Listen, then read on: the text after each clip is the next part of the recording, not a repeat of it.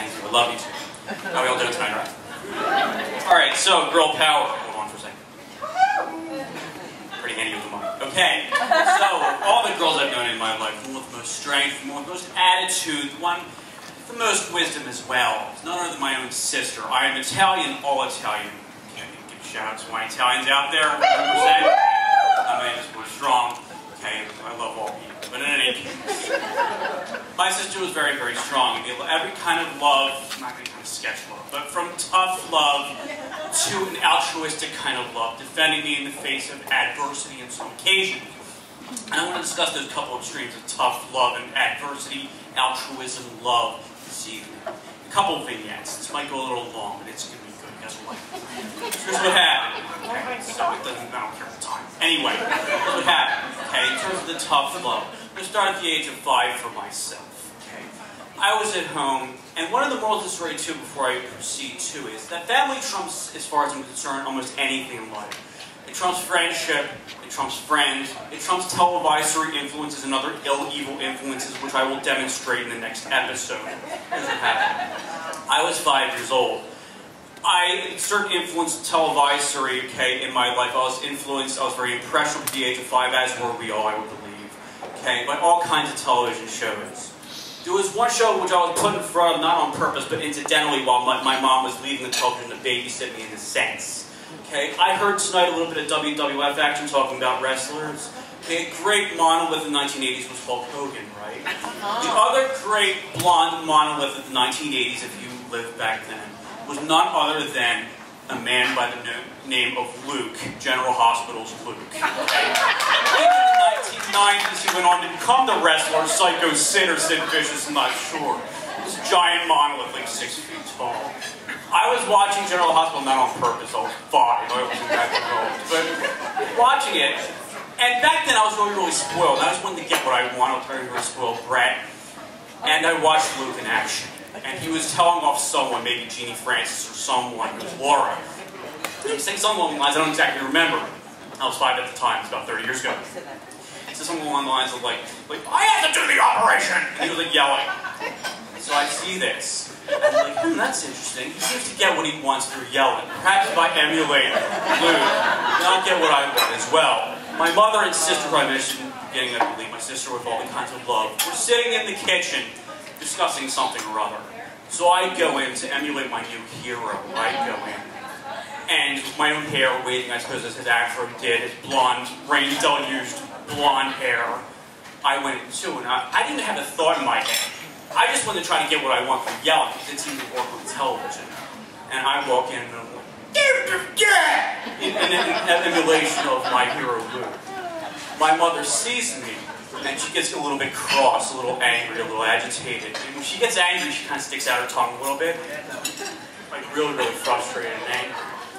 And she starts to come toward me and administer some corporal punishment. I love my mother, don't get me wrong, like the other storyteller this evening. Just a little bit of corporal punishment back in the day. My sister, who had told me back then, even at the age of 5, you keep your meds in, don't lose your temper and such, okay, she intervened. And intervenes with the softer kind of corporal punishment, okay? Administers a couple smacks to the bottom of her own, but much more of a lesser sense than would have been administered by my own mother. Okay. So she stepped in there, and I was grateful to her. And she sat me down thereafter and told me, like, don't imitate what you see on television, especially Luke, just be yourself. So that was one instance in which she was a good influence. To get to the other one, in terms of altruistic love by my sister. About 10 years old or so, I was. My sister, about almost a decade older than me, but full of wisdom for her age. Girls who were faster than boys as a year old. She was very, very old for her age. There was a birthday party on the street. It's about the outskirts of Philadelphia at the time. This didn't go for a while, but it's good. Don't worry. What happens is, there's a birthday party. Birthday party, they play charades. Another televisory influence, okay, is The Price is Right. You guys watch Price is Right when I was a kid? I did this too. Maybe you didn't watch General Hospital when you were a kid like me.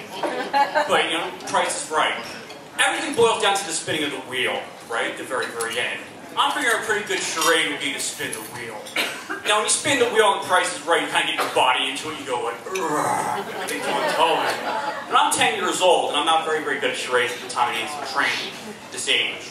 So my perpetration of spinning the wheel is going like this.